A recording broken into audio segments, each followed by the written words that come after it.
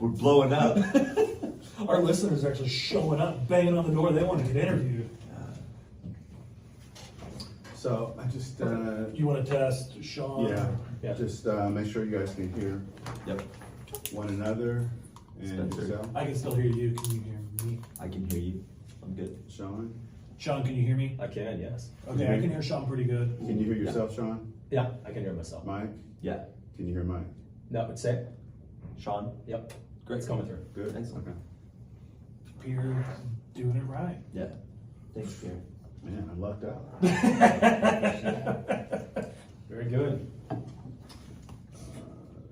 Why does it keep doing that? It must be unplugged. Oh, did we get it? Oh, Oh, did I kick something? yeah, it is. Yeah, there we go. Oh, Alex is just throwing stuff around.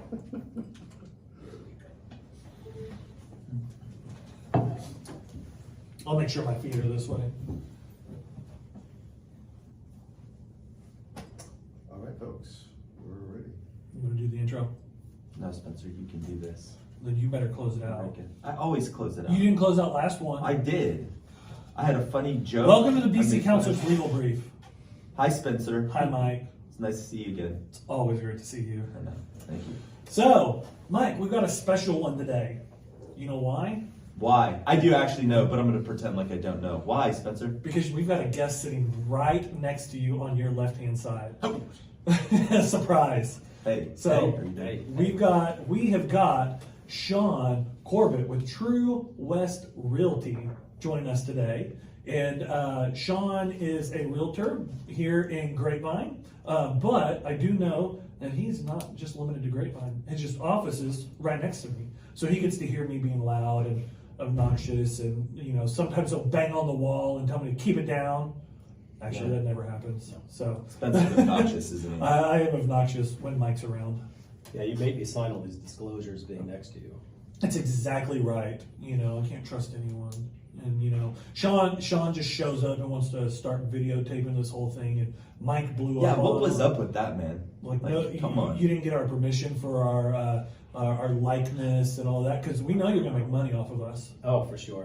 And for all of our listeners out there, Sean's our fourth listener. Yeah. Thank you for your Patronage. Patronage. So for all of our listeners out there and our one listener in here, yes. because see, we got a listener with You're us. really going to enjoy this one, Sean. You get to see the magic behind the scenes. And for all of the listeners out there, if any of you guys would like to come on, we're we love having begging guests. people to be a guest. Well, we're not begging. There is a list. There's an interview process. You guys didn't make it that easy for me. I There's an didn't. interview I process. didn't. Sean knocked on my door and was like, "Hey, you do podcasts, right?" I was like, "Yeah." He's like, "Can I be on one?" I go, "Okay." Sean, are you regretting your decision? No. I like doing this stuff. I really do. Yeah. Pierre, we point to Pierre, put this all together. So Pierre is the one that kind of planted some seeds a few years ago about the whole thing. And my thinking, the problem is that most people think you've got to have this total organized setup system, have plans, have an audience, have a direction where you want to go.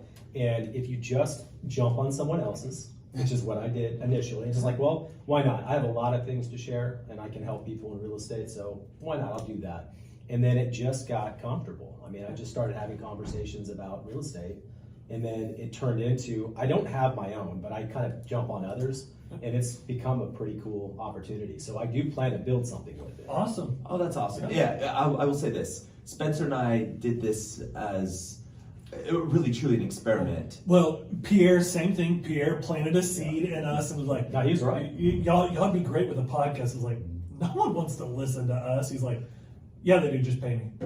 Yeah. It's like, "Okay, great. Oh, let's do And it." then so Spencer was like, yeah, that sounds good. And Mike, what did Pierre say that this is the number? What number of podcasts was it? 29. Yeah, 29.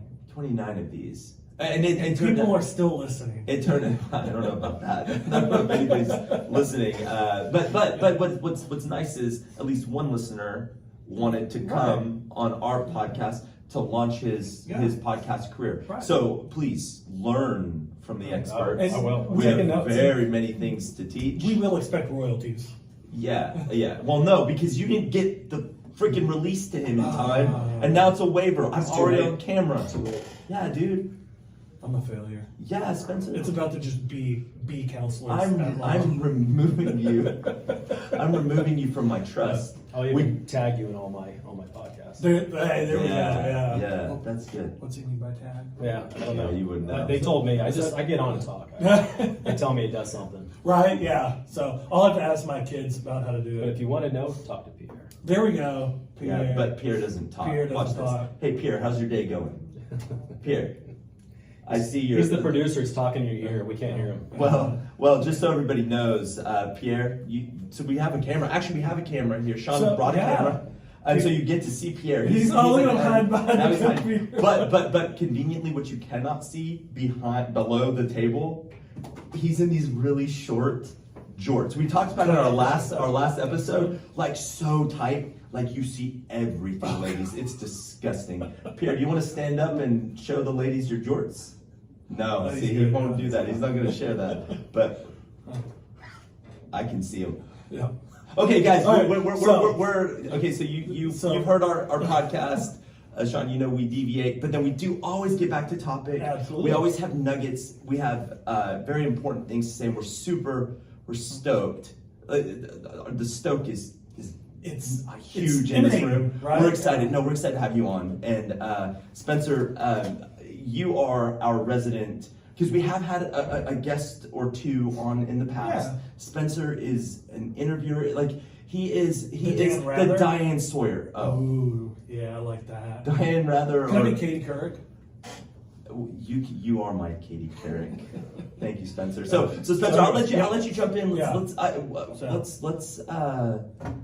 jump into the meat and the potatoes. Perfect. Softballs, that's what I like. So, Sean, mention your realtor. That's so just generic.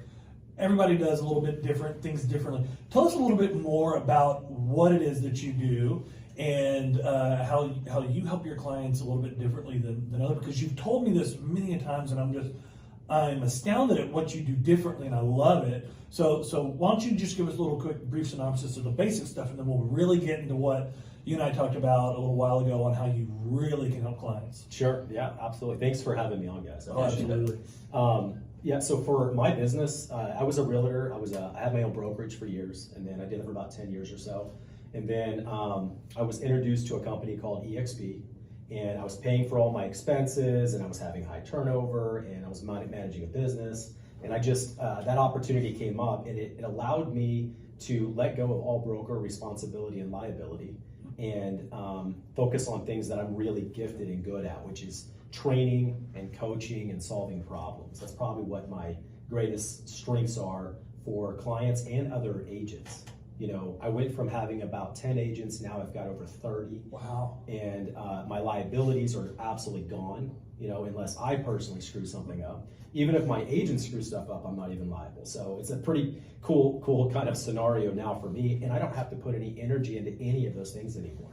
So my focus moved from running my own brokerage, and then I got into flipping. I started flipping houses, which is going to lead us into what you and I are going to be talking about. So I flipped about 100 homes here in Dallas-Fort Worth, and it got me connected with good contractors, lines of credit, opportunities in houses, and then it turned into this kind of consultant gig where I have investors that come in and say, I want to flip a house, right?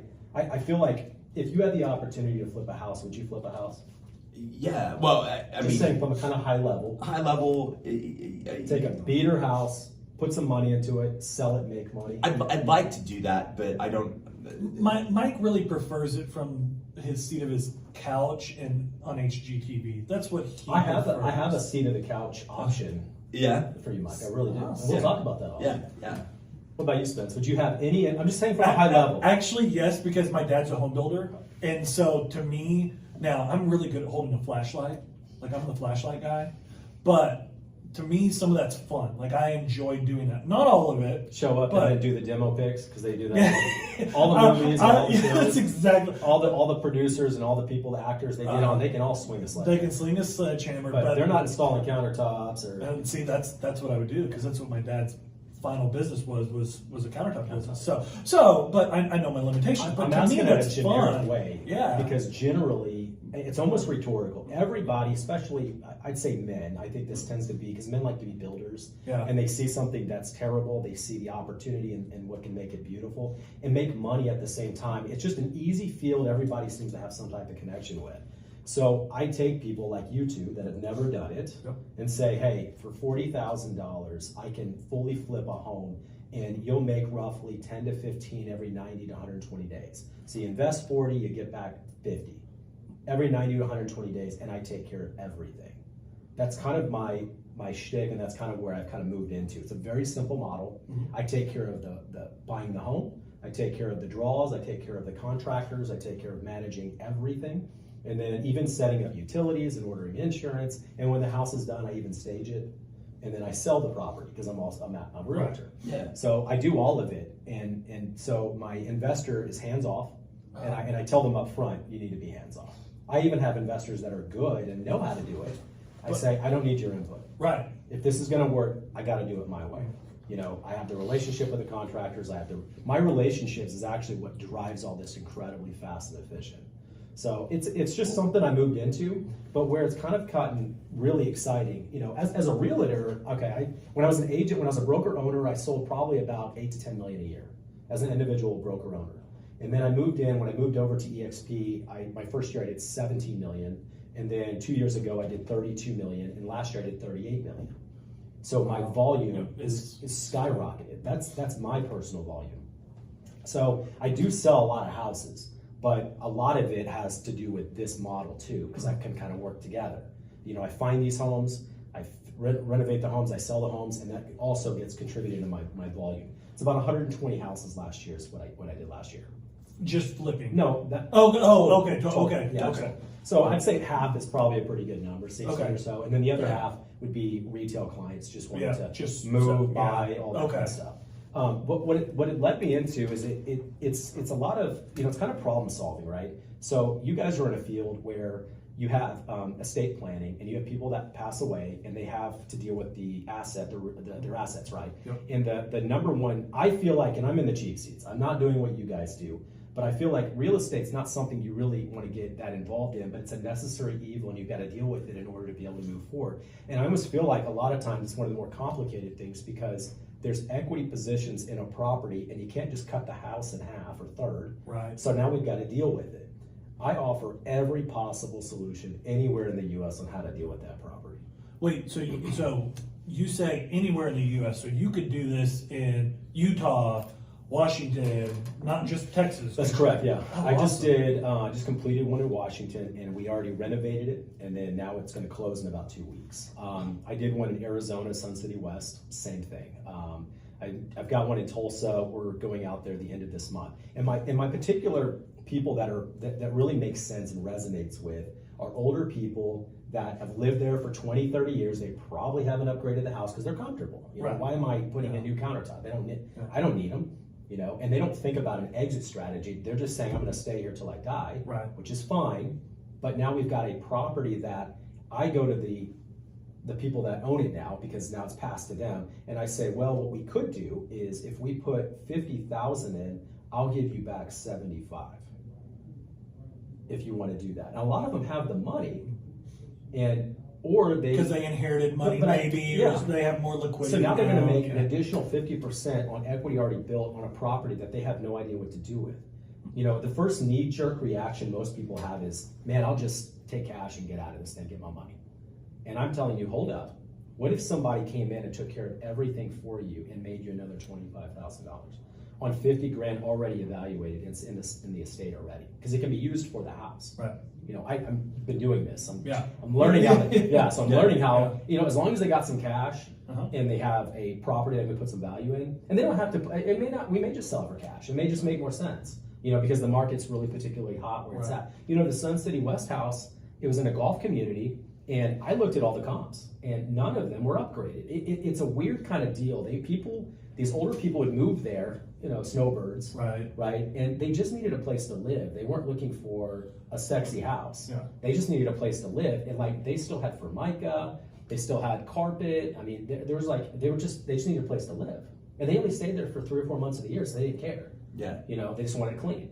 So I went minimum. I think I only put 35 into that one, and I made him like $60,000-$70,000 on that one. That's huge. So that one turned out to be a really good opportunity. And then I did the one up in Tacoma, and that was a big one. We put $450 into that house. Oh wow. Wow. The contractors cost more, labor. You know, you have a lot of tech force up there that drive up the cost of labor, so these contractors are real expensive. Yeah. And the cost of living's high. Yeah, Seattle Tacoma is a good, well, I'm going to say it's a more expensive real estate market. Whether or not it's good, 100% more it's not as bad as Seattle. Seattle's outrageous. But Yeah. Tacoma's still pretty private compared to us. Yeah. And it's like free compared to San Francisco. So is that your preference is to I guess create value in these properties for a liquidation event, a sale, or do you also help maybe it's a family, because I think you hit on like a very common thing that we see. Many folks might not have a lot of assets, but they do have a house. And so they're leaving kids, whether it's without a will, and then you're having to probate the darn thing, or they had a living trust, or a transfer on death deed, or something that the kids are getting a house. And you're right, there's multiple kids. If there's no money, I can still advise them. I mean, there are other backup options. You could certainly HELOC, you could reverse mortgage. There's other options. If we have no money, I can still liquidate and cash out. Gotcha. I mean, I still have a solution for that. But I generally like to help people build an opportunity where they don't see it. What about like income generating, like rental, Sure. that sort of thing? Is that a strategy that you? I love rental for building personal wealth. There is nothing greater than rental property. I personally tell people in my podcast, the moment you sell, you stop making money. Right. Don't sell real estate. Right? That's where you stop. You stop making money. Even on your own personal house, you lose the deductions, you lose all the opportunities. As soon as you sell, you stop making money. So I recommend everyone retain. That's a different scenario, because I also tell people you need an exit strategy for real estate too. It's building my own personal net worth. I can do it for 20, 30 years. And, you know, for example, 3 houses paid off by tenants in 30 years, I'm a millionaire, right? Yeah. I didn't put $1 in the house. They paid for it. Simple way to build net worth. But I have to have an exit strategy. I don't want to leave my kids all these rental properties they got to like subdivide and break up, and I'll take that house, you take that house, or put it all into a trust, and then it takes 5 years to liquidate and get all this worked out, and then they can split it up.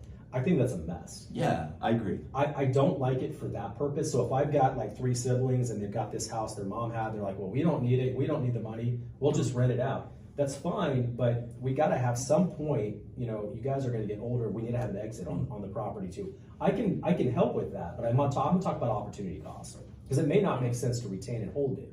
It may be better for them to all sell it, take the equity, and go buy their own personal rental. Right. That makes a lot more sense to Because me. now you don't have 3 chiefs that you're dealing That's with. right. Because everyone has an opinion on how to yeah. do it. What to rent for, what's their risk tolerance. Or I What to don't invest want to in. pay for granite. Well, granite's going to get us more money. Well, I don't have the money to do it, you know, and so That's it another makes reason. sense. Real Yeah. estate, I think, is a mess at this stage. I do. I just think you exit straight up exit. And just start on your If you've own. got the every time to build net worth on rental properties, then do it. But if you don't, I just don't like rental properties forever. So let me ask you this: say that family of 3, those 3 kids that inherited mom and dad's home, and you direct them to sell.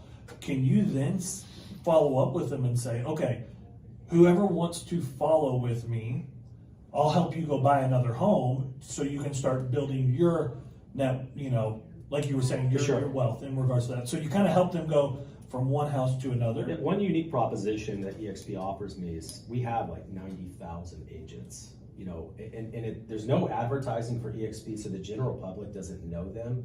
But it's kind of like I'm connected at $85 a month with, you know, probably 60,000 in the U.S. I'm in every county, I'm in every state, and I can service any person anywhere because I have my own network built into it.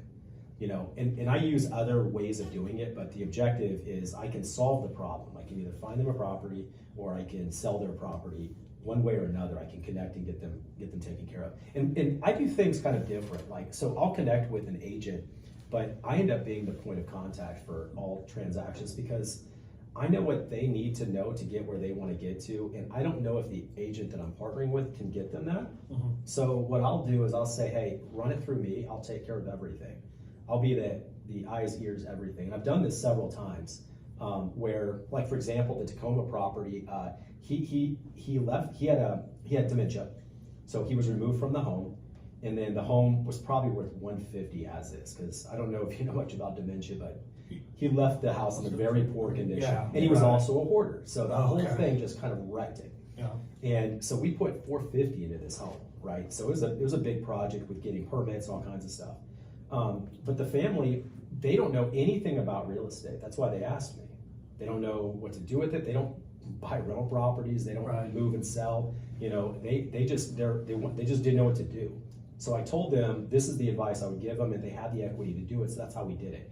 But you know, they came to me to solve the problem. So now we're selling it, and the agent communicates everything to me, and then I tell them how we're going to get out of this deal. You know, how we're going to sell, what the price is going to be. I just take care of everything, and they just say, okay, go do it.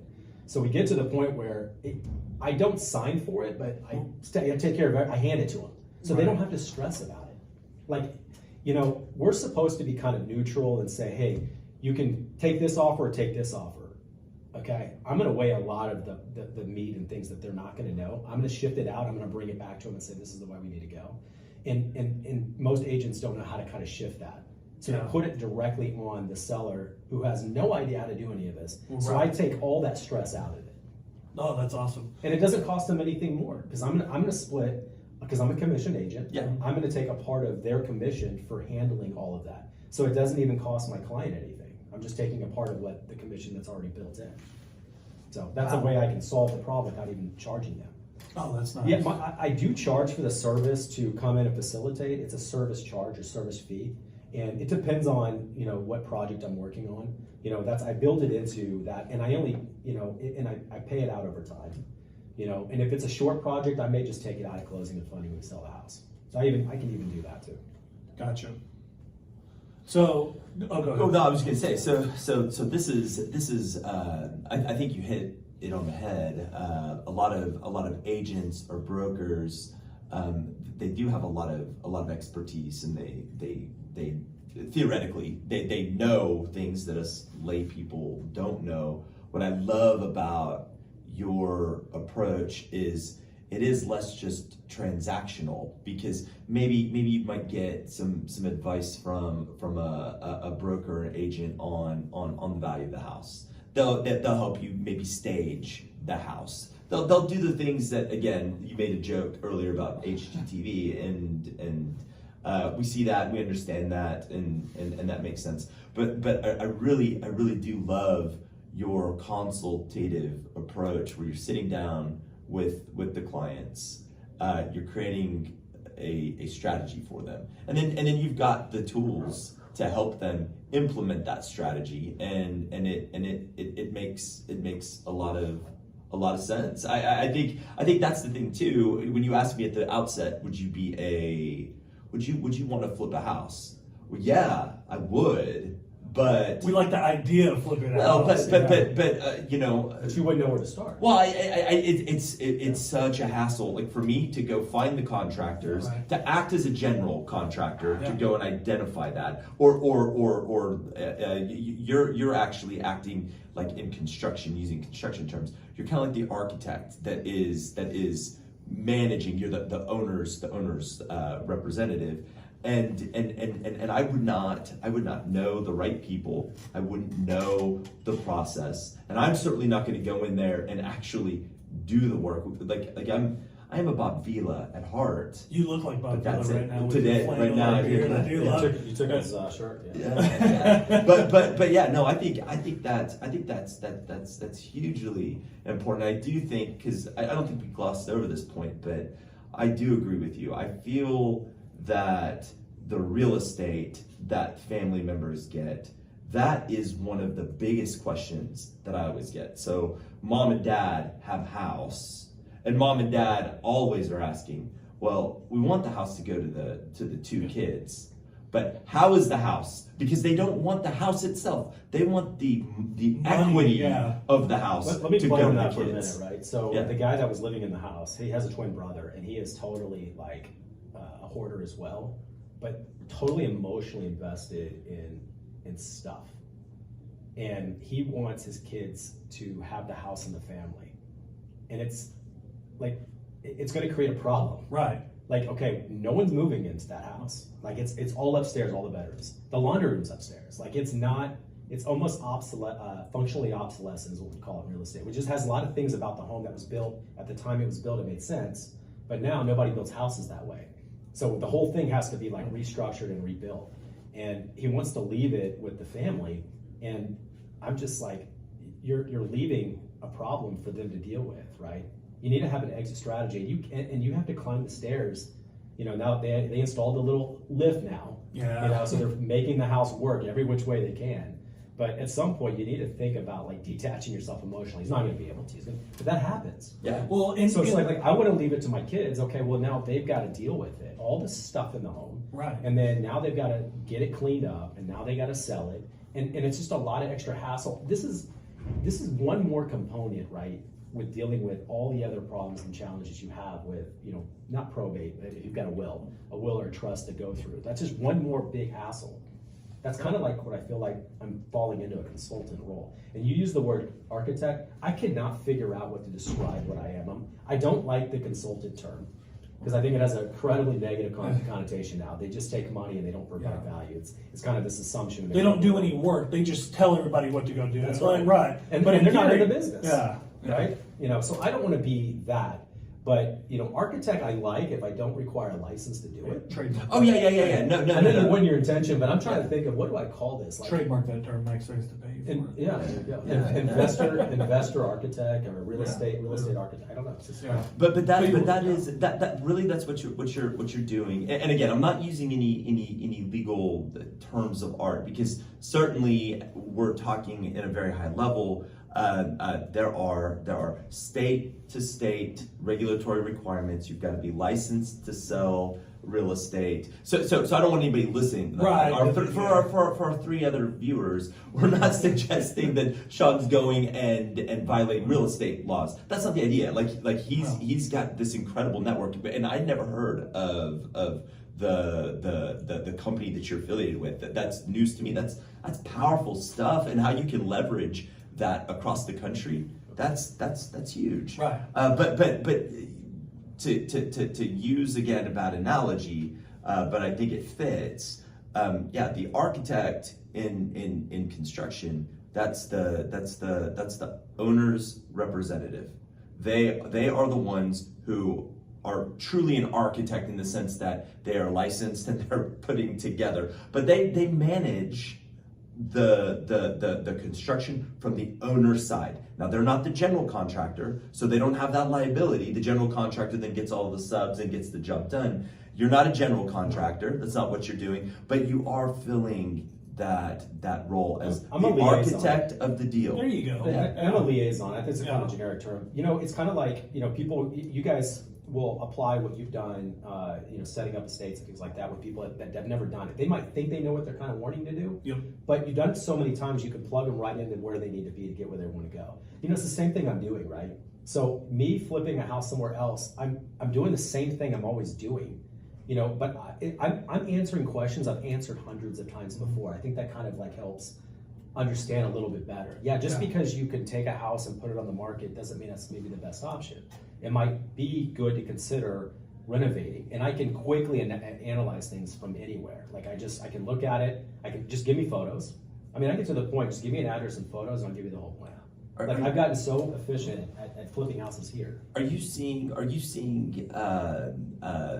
So we're talking about this is let's say succession planning is what we are. Obviously, these homes are not businesses, but what you're concerned about is what business succession planners are concerned about. We need liquidation events. People need exit strategies. That's what they need. So and it's helpful to have someone that's answered that question hundreds of times before. 100%. Let me tell you one thing. So like as a real estate agent, I think the number one value a real estate agent brings, and they don't get credit for, is separating the principals, right? Separating the buyer and the seller. Because they are emotionally attached and they don't sell and move a lot of real estate. So it creates a combustible problem. Mm-hmm. So because agents can separate them, that creates the ability for me to filter out the nonsense, focus on what's really important, and then be able to solve the problem. I do this often. Agents call me and they start spaghetti bowling me. With all these things going on in the transaction, I usually just cut them off, and then I say, I'm going to ask you questions and I'll give you the answer. Just because I know they're going to chase a lot of things that aren't relevant. Right. You do the same thing in your business. I mean, they're concerned with a lot of things that aren't relevant, and then we dumb it down, we make it to the simple, where we need to be in order to move forward. So that filter is the same thing I'm doing between general contractors trying to talk to owners. They can't have they don't have the same language. Yeah. I even have it in my own field. I have investors that come to me and I do their projects for them. They've already been doing this. They still communicate a different language than the GC that we hired to do the job, and they would not get along if they talked to each other. Yeah. I'm even doing it with people that are experienced in it. My gift is being able to understand both languages. Right. And know what they're both trying to get to. The GC needs money, the investor's running out of money, and they start saying this to each other, and they're like, well, I'm going to stop. Yeah. I'm like, okay, hold on. Right. Now, Don't talk to each other first. Now, are you seeing this in the context? And I'm going to get very estate planning oriented. Yeah, that's are you what I seeing it wanna on talk the about. Are you seeing it on the back end or the front end? In other words, in Tacoma, I think this is the best thing. You do have a family that's addressing this issue at the front end. But do you typically see that case, or are you seeing family members that, whether it's through a trust or through probate or a will, that they're getting a property? Like my dad. I could do either, but that's Yeah. not. I'm looking for that audience, right? So mine has all been word of mouth. I can't advertise this. I don't know even exactly how I'm doing, where I'm getting these people. They call me and say, hey, my mom, she's living by herself. My dad passed away and she can't drive and she needs to get out of this house. I'm going to move her in with me, but my sister and brother won't help me with any of this. So what can we do? And then I advised them. I said, well, here's what I would do. And then I walked him through an insurance claim, and then into bidding the home, and then to making a transition on doing a HELOC on his house to buy the house to build behind him. I set all this up for him. I solve problems. It's not just me flipping a house, So it turned into, now he has a place for his mom. Now I can take that house and renovate it because she has enough money to do it. Right. And then we're going to sell it, make more money. So I'm solving a problem is really kind of where I'm at. Right. And so you've seen that at the front end. Are you getting Yes. a lot of people on the back end? Again, so my Back dad end is like me paying cash for a house. That's normally where they're at. They're just I'm done with this house. I don't want to do with it. And they don't normally have money. Yeah. Right. If they don't have money, they can't really look at all their options. That's fine. I'll give you cash. No problem. And I've got 4 or 5 different ways to do that.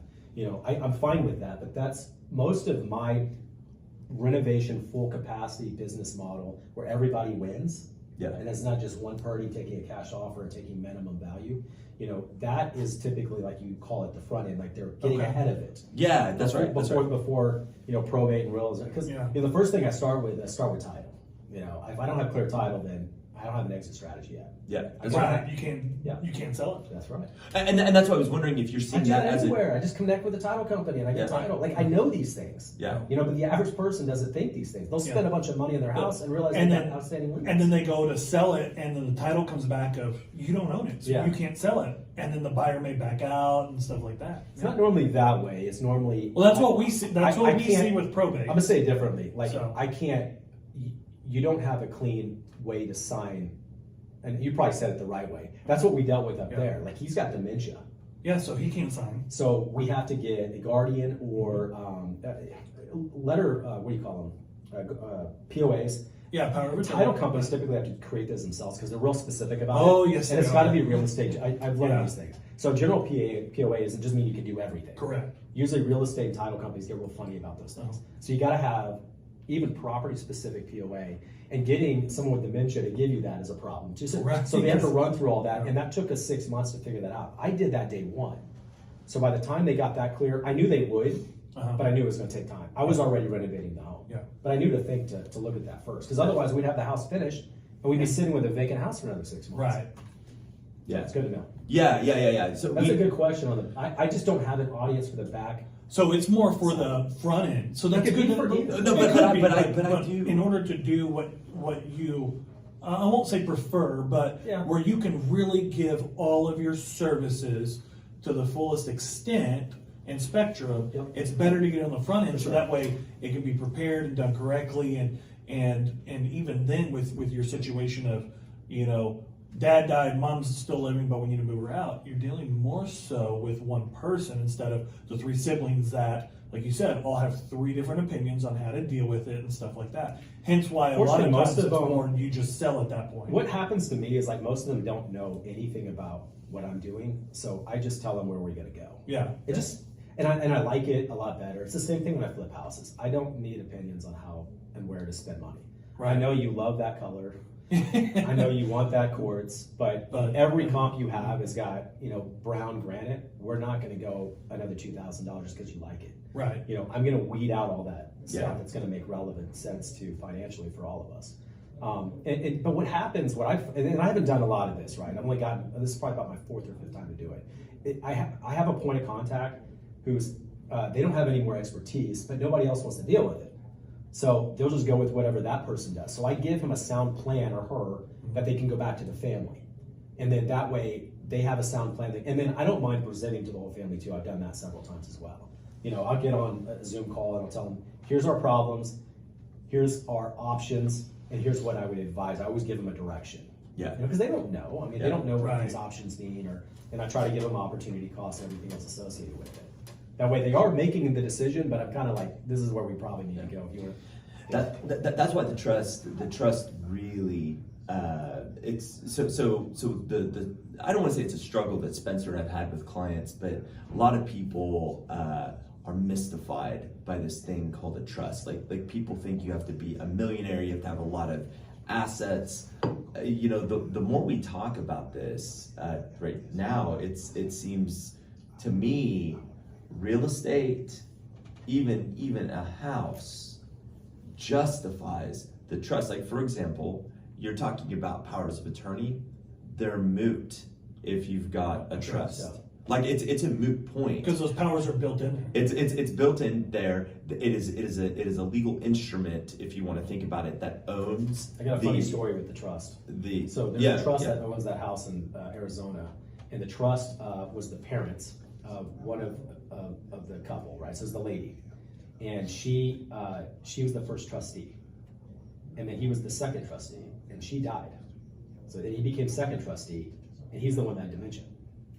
So we have a trust with specific line of where it goes, Yes. but the last person that was alive that had it, because they didn't update it. Yeah. And if you go back and That listen was to the a episode, $25,000 guardianship document to get that fixed. So if you go back and listen to the previous episode, the Yeah, episode before this one, you need to listen to that's all why it was a poorly written trust, because there was no backup provision of that situation that could have avoided. So they wrote it 20 years ago. That's I what mean, I'm you had saying. a So backup, that's what I'm but getting it at needs to be is, updated. Yeah. you know, those trusts, you gotta update them as life changes and as laws change. Yeah. And you could have avoided that $25,000 guardianship So situation. that is another reason why people need to update their trust. But yeah, like conceptually from like a legal perspective, let's take those exact facts. Let's say you have I'm going to say a modern trust, but let's say it's a trust that our firm had done for that couple.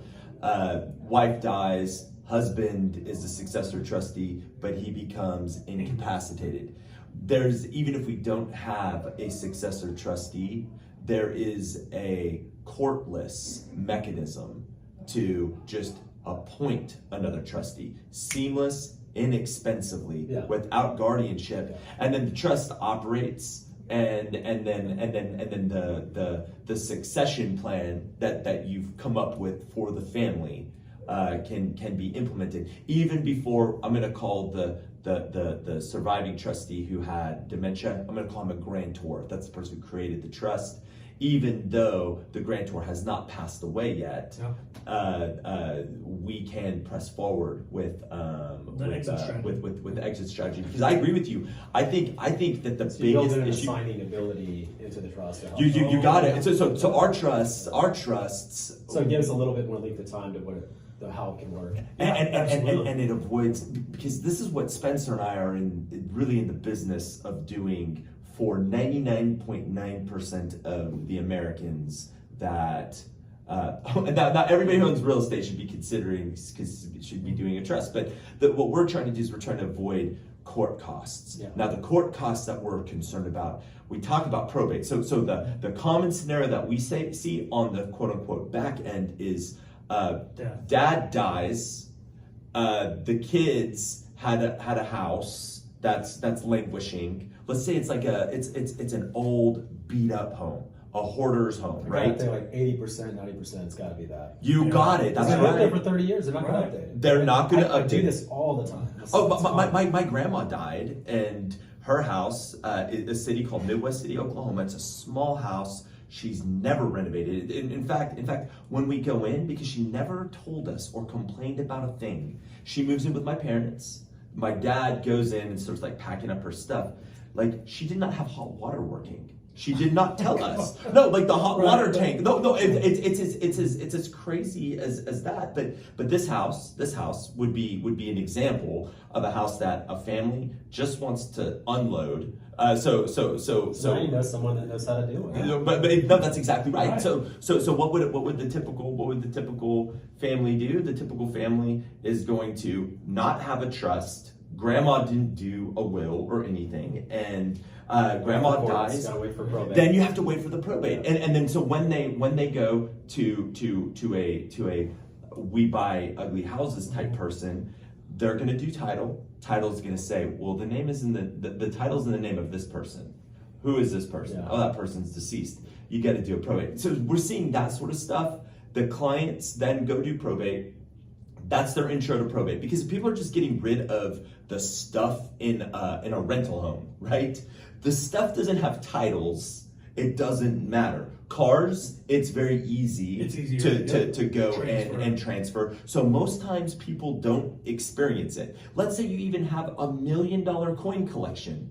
It's easy for them to divide it up. So you have so many estates out there that have never been properly closed, which is fine. And I'm not, like, if they were able to do that, that's fine. But you have one piece of real estate, because you know how structured title is, you cannot avoid it. And so that's where we find a lot of clients who have come and they're doing their estate plans. They say, well, I had to deal with mom and dad's probate. Well, how'd you find out about the probate? Like, what made you do it? Well, we had to sell their house. Right. You know what I mean? And so my point is, a trust solves that problem. We want to avoid the probate, because you spend thousands and thousands of dollars on probate maybe, but then you hit a really great point, because I don't want But you're people not in planning. control. You got to wait time, and everything else is dependent on the government, and just it's frustrating. That's right, and then even on the front end, where we want them to be, because I want them to be working with you, Sean, to be making these plans.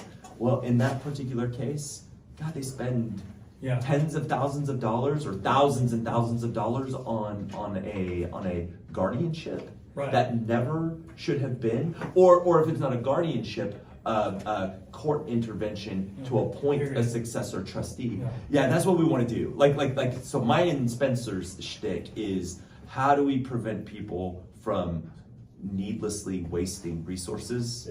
And then that way, as a consultant, because you're right, even attorneys, like, sometimes people wonder, what the hell are we paying the attorneys for? It's one of these things that I've always struggled with. I want to add actual value. I want you to feel to avoid the that value. necessary evil. So the question is, how do we team up with somebody with your brain to try to help? At least what we can do is help them save that, make it flexible, and make it easier for you to be working with them. And I think everybody that comes in, that meets with us, Spencer, that has a home, that is the question we need to add on our intake. Yes, what is your exit strategy for this home? It doesn't, I mean, it could be anyone. I don't care. As long as it's real estate, I can deal with it. Yeah. It doesn't, I mean, anything. But I always think, and I don't know, but I always assume in what you're dealing with on trying to get people cleaned up and through all of this process is that the house is the biggest challenge. Now, you're on the front end developing plans to prevent. Do you get much on the back end where now we've got to deal with it? Yeah. So that's the allure. You don't know that trust. real estate's an issue until they now bring it up to you and say, hey, we've got these issues to work through. Yeah. You know, I've got this house in Illinois, I've got this, vacation home in Florida. What do we do? So to give you like kind of a snapshot into what that looks like, let's say we have a client that comes in and they've got $1 million home. Let's say that's their biggest asset. we will absolutely sit down with them, and we want to understand what are your assets. And so included in that is going to be real estate. I know you don't care about the other assets, but real estate is going to be. Is that not the biggest problem asset? Though? No, in my opinion. For the majority of it, yes. For a number of reasons. Because they have the hardest exit strategy. Exactly. And so your big challenge on the house is the title. Yeah, title. That's exactly right. And so we sit down with the client and we'll say, okay, in this hypothetical, you have one house. This is what it is.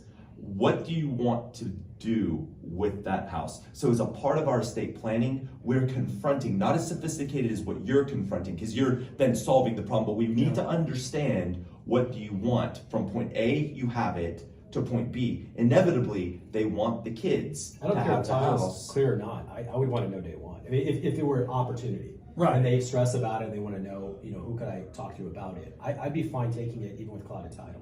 Because at some point we're going to resolve correct. it, and it would be nicer to know that the house is now ready to sell by title clearing time.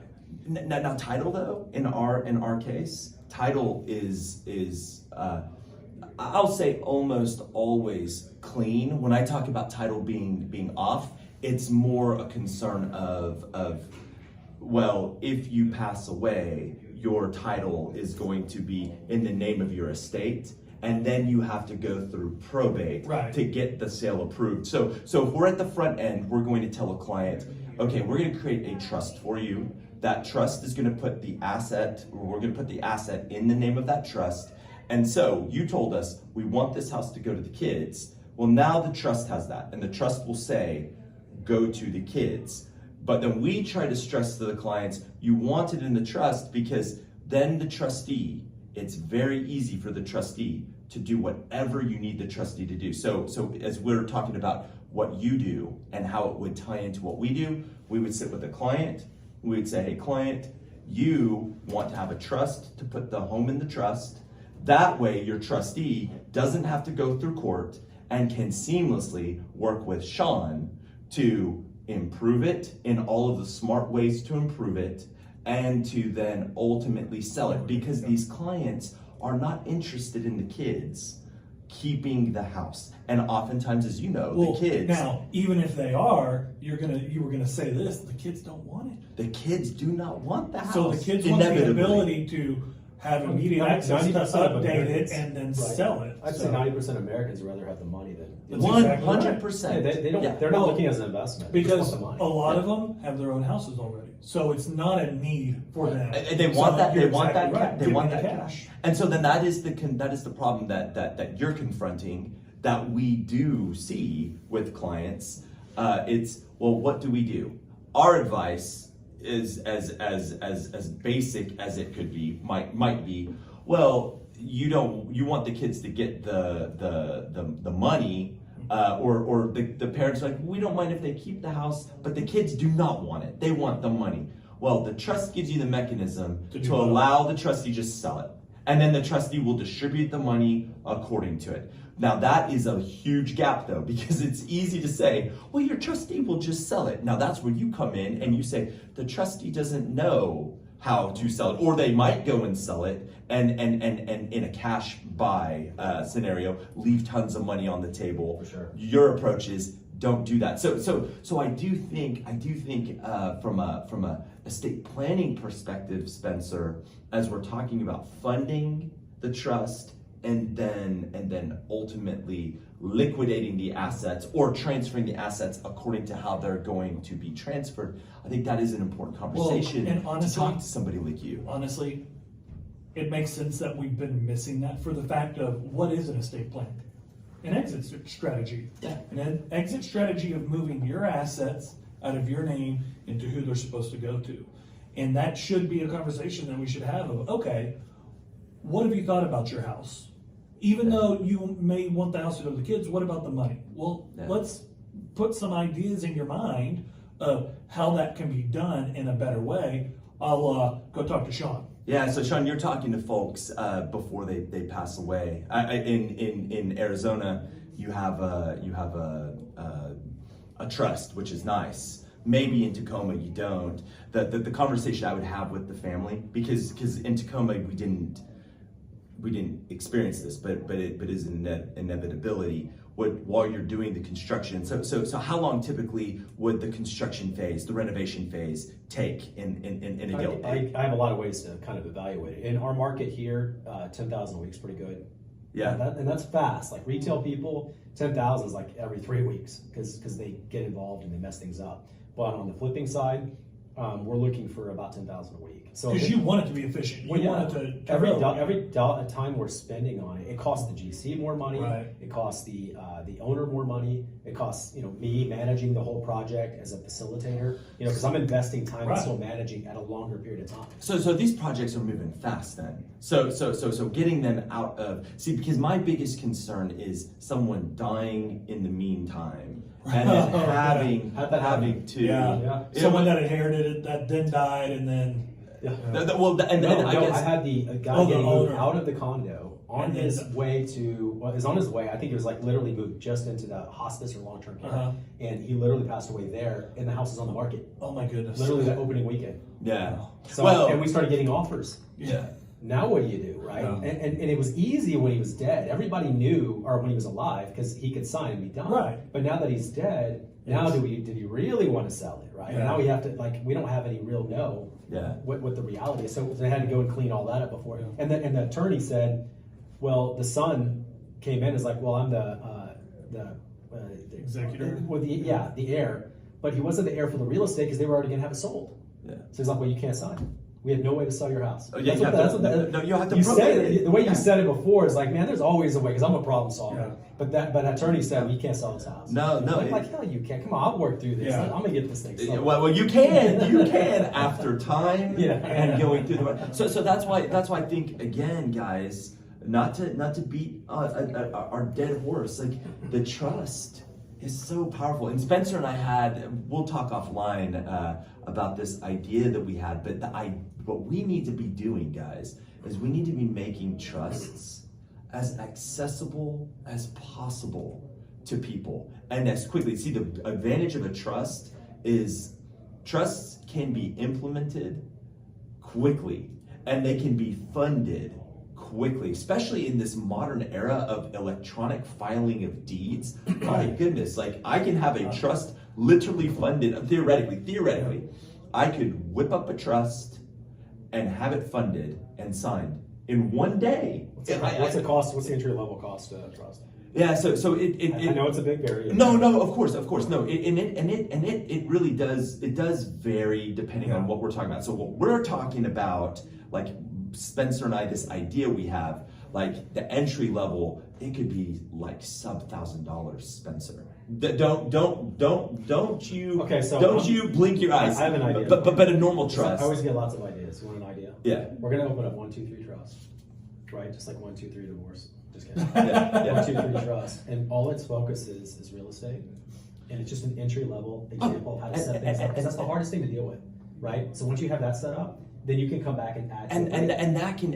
But like you could do that overnight. That can be. Yeah, you easy. can. And then if you got the people doing their own deed transferring it, then they screw it up and you got. Hey, That's true. Hey, That's you're running 1, 2, 3 trust. You're not worried about when the other people deal with it. Well, if you got an empty trust that doesn't own the real estate, then you're still back at square one. Yeah, but we got a problem to solve, right? So if you can figure out how to make that an easy facilitation for most people, at least address this. They don't need to address everything else, but they can at least address this. It can. It's just a good place to start. It can be done, and if it was done efficiently, again, that's why I think your mind is important when it's coming to this real estate concept.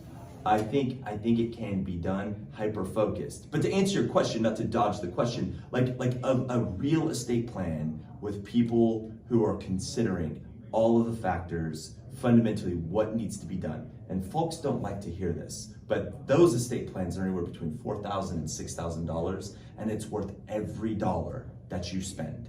And some firms are going to be charging $8,000. Right. That's high, but I would prefer somebody in the grand scheme of their life to pay the $8,000 to even one of the really expensive Provided it's firms done correctly by that firm. because that's what seen. So Spencer and I have seen Yeah. like the cheap estate plans. The cheap ones are like $2,500, let's say, right?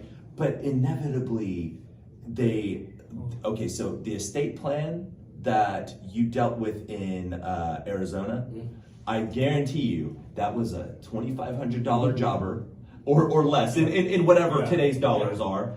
And then how much money did they spend fixing a bad document? I hear the opportunity cost. I mean, it was $25,000, and they got so frustrated with the process because it's good time too. Right. Yeah. Oh yeah. So again, so from a formalized estate plan, that's what it is. It's important. But here's the thing, and I'm a motorcycle guy. I love motorcycles, right? I would rather spend theoretically my $4,000 on a Royal Enfield motorcycle that I get to Out of an estate sink even more money than some legal documents. Like that's the challenge with me and Spencer. See, you have like some like houses and getting that dollar, like you're like legitimately creating value for people. Me and Spencer, we are creating value, and I will scream that to the rooftops. They just don't see it because either they're incapacitated or dead.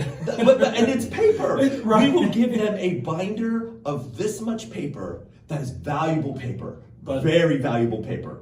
But they don't see that because you can't ride that estate plan. Like it doesn't do that. But your again, kids see it. Your kids see it. families see it. But here's that's the hard part. If we can though, this is the network cracking. You're selling insurance. That's actually pretty much it. I'm just telling you. Yeah. We do not sell insurance. Bite your tongue, sir. No, I'm with you. I hate insurance. I do. I won't buy insurance for anything if I can help it. But it's a necessary evil. It is a necessary thing. But you got to have it in order to be able to handle when things happen. But Sean, if we can, and I know we can, if we can crack this nut, like you don't have to. You can spend your $4,000 on your motorcycle. But here's just this little bit of money that can solve for all of the folks that have this massive problem, their real estate, right? You got to have your plan for the real estate. Here's this. I would prefer, Spencer, them for peanuts be getting a limited trust, to your point, that is easily funded with a real estate expert, because again, that's easy. And then people can sign it, get it in 1, 2, 3 trust, right? Like that is something that's very easy. And I just think that the people who are interested in doing that are these tech guys that are putting together crap. Like again, there are some non-attorney competitors on the interwebs that provide legal documents. Sure, yeah. They're bad. Like they're not good legal documents. And sometimes something is actually worse than nothing. I've literally seen something is worse than having nothing. The trust area though, if some attorneys would just apply themselves, and we can do this, Spencer. You can do this. I believe in you. We can maybe solve the problem. But let's talk about that off the air. But Spencer, I know we've been talking too much. Do you have any like important final questions? Yeah, I do. To wrap one things up? very important one. Yeah. Sean, how do people get in contact with you? So like obviously all of our listeners and your listeners are going to hear this podcast, and if they've got questions, how do they get in contact with you? Yeah, anyone can call me. All my agents call me, past clients call me. My phone number, 214-228-0383. Very easy to find. If you look me up, just Google me, Sean, SHAUNE, Corbett, CORBETT, and you can find my contact info. I've got some clean pages, easy to find me. I will say it is easy to find him, but that's because my office is right it's next next to door. him. Yeah, he just bangs on the wall. I do. Yeah. So. No, awesome. I love Yeah. it. You guys, this has been really fun. It has been. I have a lot of assumptions about a lot of this, and I'm dealing with it. Like you said, I've never thought about the front and back, but you're right. I deal with most of it on the front, and then for flipping properties for alternative investors, it's all exclusively back. Exactly. Yeah. Like, is they're probated or willed, or hey, we just got to dump this property, and I hate that they're in that position. I don't take joy knocking their head off on their equity, but the that's good the only part way is to make them all. that you're there to help them, though. That's the great part. Is like a lot of these people don't even know where to before go. that. I can give them really good solutions. They don't have to do that. Yeah. Well, I think we know, Spencer, how we can improve ourselves meeting with clients, because I think this is a value add for you. Like most attorneys don't have in-house someone that can solve real estate anywhere in the U.S. Yeah. And I'm just telling you, I can. Right, so most people don't, and it's just a necessary evil you got to work. You have to. Yeah. And now you've got a solution. Yeah.